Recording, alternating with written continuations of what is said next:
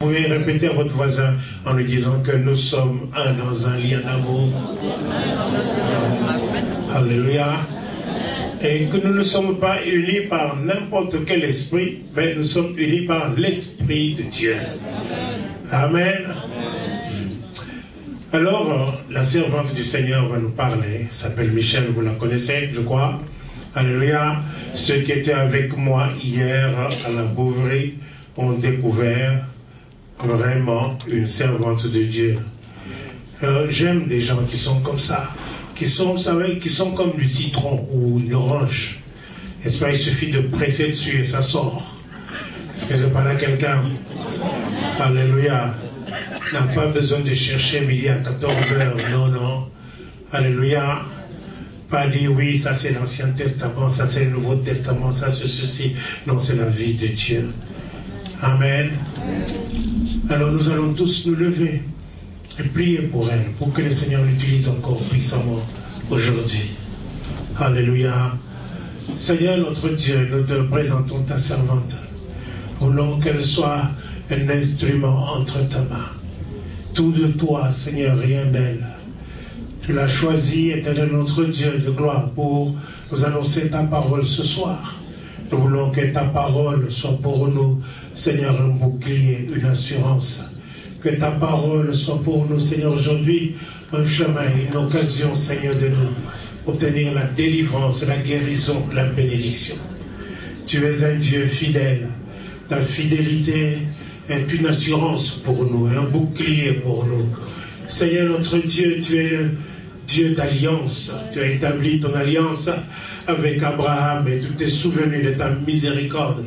Et de telle sorte, Seigneur notre Dieu, que tu as fait de chacun de nous, Seigneur notre Dieu, tes serviteurs. Et tu veux que nous puissions, après avoir été délivrés, que nous puissions marcher devant ta face tous les jours, dans la sainteté, et te servir sans crainte. Merci Seigneur. Tu as besoin d'une armée. Tu as besoin d'un peuple éveillé, d'un peuple, Seigneur notre Dieu, qui porte des armes, d'un peuple qui combat pour toi, qui fait avancer le royaume. Alors équipe-nous ce soir. Utilise ta servante.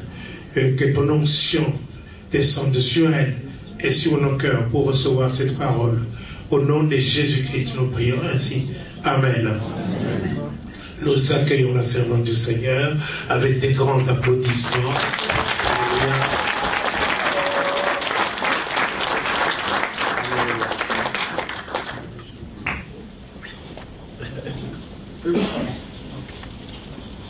Amen.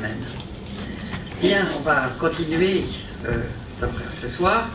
Pour ceux qui n'étaient pas là cet après-midi, on a parlé des racines de l'occultisme, du fait que l'ennemi de nos âmes, qui, après nous avoir tout volé et nous avoir mis dans la peur, parce que le premier sentiment qui est tombé à la chute pour l'homme, c'est la peur. Et là où il n'avait rien à craindre, il n'a pas arrêté depuis d'avoir peur, et la peur ne fait que monter dans le monde.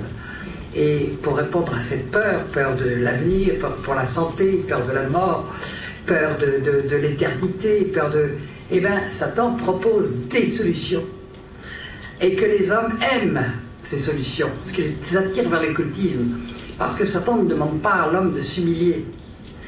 Dieu demande à l'homme de s'humilier pour pouvoir recevoir gratuitement tout ce qu'il a prévu pour lui.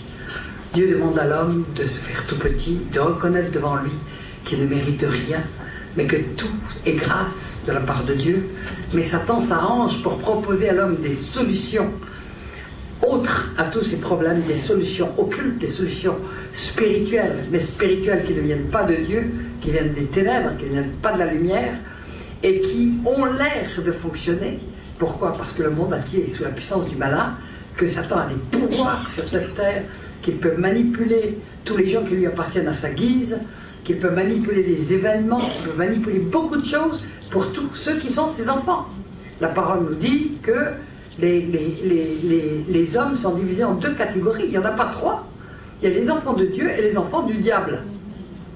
Le problème, c'est quand on est enfant du diable, on ne le sait pas.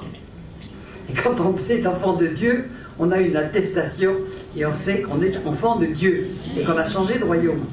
Mais tant qu'on est enfant du diable, on est manipulé par tout le monde des ténèbres. Et donc Satan sait se servir des hommes les uns contre les autres pour les amener à se détruire entre eux et à se faire couler entre eux, et donc à attirer vers des solutions, surtout qu'ils n'aillent pas vers les solutions que Dieu a données. J'aime montrer que les religions faisaient partie de l'occultisme. C'est la solution du diable pour faire croire à l'homme qu'il va trouver, par le biais de religion, le moyen de se réconcilier avec Dieu et de vivre la vie éternelle en présence de Dieu. Mais nous savons qu'il y a une toute petite porte et qu'il y en a peu qui la trouvent. D'accord? Donc ça, c'est tout l'univers de l'occultisme, je dirais de l'occultisme courant, de l'occultisme où les gens ne savent même pas qu'en réalité, ils vont dans le camp du diable, clairement, mais qui a autant de conséquences, c'est-à-dire que ça entraîne la malédiction. J'ai lu Deutéronome 18:10 qui entraîne vraiment la malédiction au point qu'on peut tout perdre, on peut y perdre son pays, on peut tout y perdre, simplement parce qu'on va chercher des solutions que Dieu a interdites depuis la nuit des temps, et qu'il considère comme de la haine de Dieu, qu'il appelle des abominations. J'ai fait la différence entre les péchés, qui sont toutes les iniquités qu'on peut commettre, c'est-à-dire chaque fois qu'on déroge tout simplement au commandement de Dieu, qu'on ne fait pas, qu'on n'obéit pas à un commandement de Dieu, on pêche. C'est aussi simple que ça. Il a dit, tu ne mentiras pas, quand on ment, on pêche. Tu ne voleras pas, quand on vole, on pêche. Bon, ça, ce sont les péchés. Mais les abominations, c'est aller faire, qu'on le veuille ou pas, consciemment ou pas, des pactes avec Satan pour aller chercher des solutions dans le camp de Satan, des solutions qui coûtent horriblement cher, puisque selon la parole de Dieu, quand on touche à ça, c'est Dieu lui-même qui nous livre à Satan. C'est dit souvent dans la parole, et nous sommes livrés. C'est pour ça qu'il a beaucoup d'influence après sur nos vies, non seulement de nous-mêmes, mais comme Dieu a créé l'homme extrêmement responsable, nous sommes livrés 3 ou 4 générations. Et quand on dit 3 ou 4 générations dans la Bible, quelquefois les générations, ça représente des siècles. Quelquefois, ça peut représenter des millénaires. Et il y a des malédictions sur 10 générations, des malédictions perpétuelles dans la Bible, selon la gravité de ce qui a été fait. On va en voir ce soir des malédictions perpétuelles. Donc, quelquefois, nous sommes des enfants qui venons de milieux. En général, plus les choses sont horribles, plus elles sont bien cachées. Et plus elles sont bien cachées, plus nous devenons des enfants de la colère quand nous voyons pleuvoir des malédictions parce qu'on ne comprend pas le pourquoi. Mais comme la parole de Dieu dit, la malédiction sans cause n'a pas d'effet. Là où il y a une malédiction, il y a une cause. Job 5 dit, le malheur ne sort pas de la poussière. Il n'y a pas un cheveu de notre tête qui ne soit compté, il n'y a pas un moineau qui tombe sans que Dieu l'ait voulu. Dieu règne. Et même Satan, je vais vous dire quelque chose qui peut peut-être choquer, mais c'est la vérité. Satan est contraint d'obéir à Dieu. Il est, qu'il le veuille ou pas, il a beau être dans la rébellion, Dieu règne. Satan est vaincu. Donc il ne fait que ce que Dieu le laisse faire. Mais il a des droits et il les connaît et ces droits sont inscrits dans la Bible.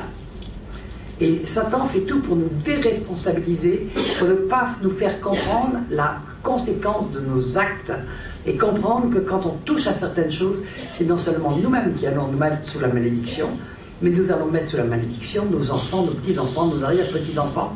Nous allons en faire des fils de la colère et ça peut être des chaînes sans fin. Parce qu'on va s'enfoncer dans notre colère, on va aller de plus en plus du côté de Satan, jusqu'au moment où il y en a enfin un d'intelligent dans la lignée.